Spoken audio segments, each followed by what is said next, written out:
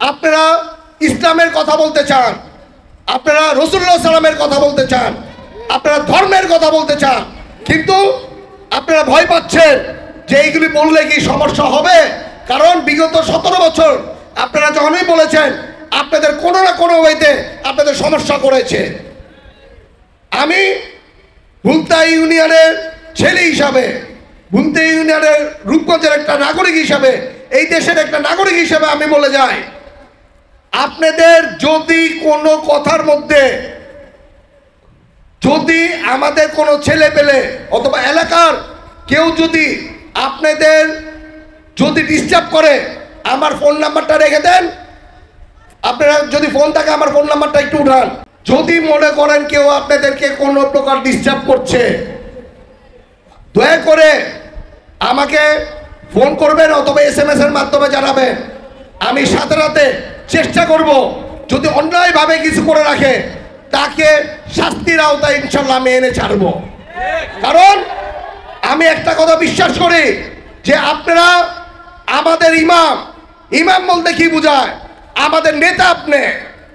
আপনারা সমাজকে নেতৃত্ব দেন, আপনারা সমাজকে নেতৃত্ব দিবেন এই আশায় আমি চাই।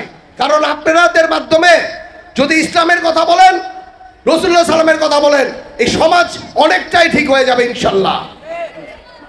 আজকে এখানে আমার আরেক ভাই বলেছে মাদকের কথা, আপনাদের আমি ফোন নাম্বারটা দিয়েছি।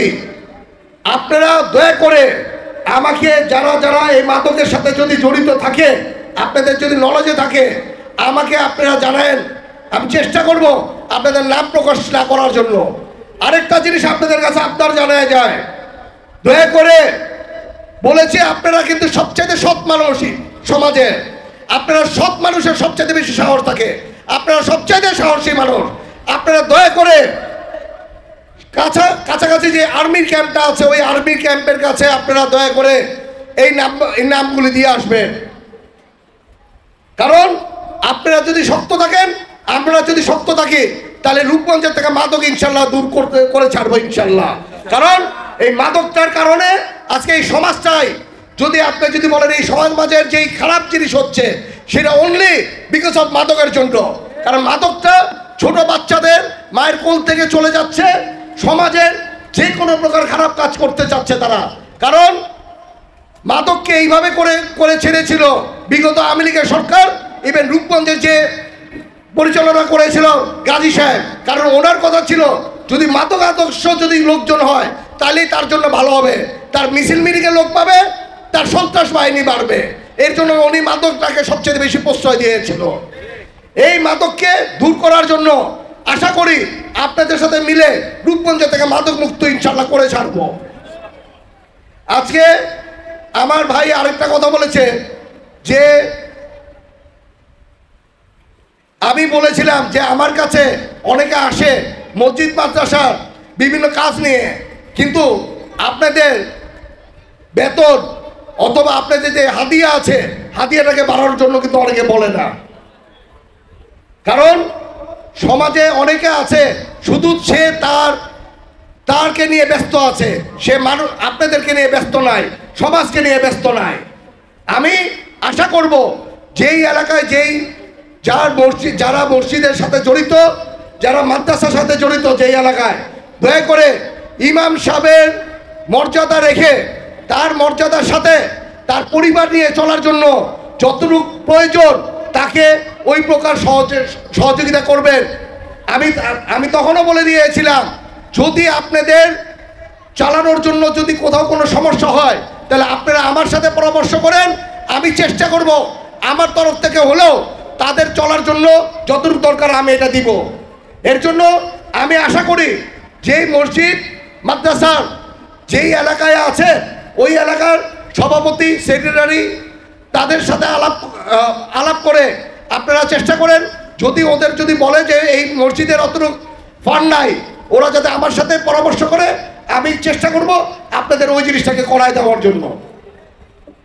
আজকে আপনারা আল্লাহর কাছে হাজার শুকরিয়া যে আপনারা বলেন সমাজের সবচেয়ে জ্ঞানী লোক, সবচেয়ে সম্মানী লোক। আপনারা আমাদের সাথে এতক্ষণ সময় দিয়েছেন, এই জন্য আপনাদেরকে ধন্যবাদ জানাই। আমি ধন্যবাদ জানাই আব্বাস ভাইকে যে এত সুন্দর একটি আয়োজন করেছেন। আমি ধন্যবাদ জানাই ভুলতা ইউনিয়নের বিএনপি ও অঙ্গ সংগঠনের সকল নেতৃবৃন্দকে যে আপনাদের সাথে একটা মত বিনিময়ের সভা করে দিয়েছে। আমি আশা করব এই মত বিনিময়ের সভা শুধু আজকে শুরু হয়েছে, এটা কিন্তু আজকে শেষ না। আবার মাঝে মধ্যেই আমরা চেষ্টা করবো এমনি করে বসার জন্য, আপনাদের সুখে দুঃখে যাতে আমরা থাকতে পারি এই চেষ্টাটা আমি সবসময় চালাই যাব।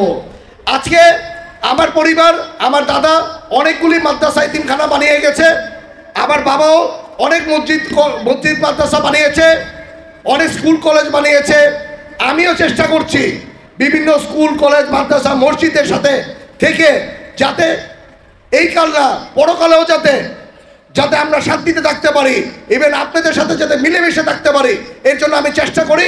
আপনারা দোয়া করবেন আমার জন্য, যাতে আপনাদের সাথে আপনাদের সেবায় যাতে সবসময় থাকতে পারি, আপনাদের মনে যাতে সবসময় থাকতে পারি। এই বলে আমার বক্তব্য এখানে শেষ করছি। খোদা হাফেজ, বাংলাদেশ জিন্দাবাদ। আরেকবার আপনাদেরকে ধন্যবাদ জানিয়ে আমার বক্তব্য এখানে শেষ করছি। আল্লাহ হাফেজ, আসসালামু আলাইকুম।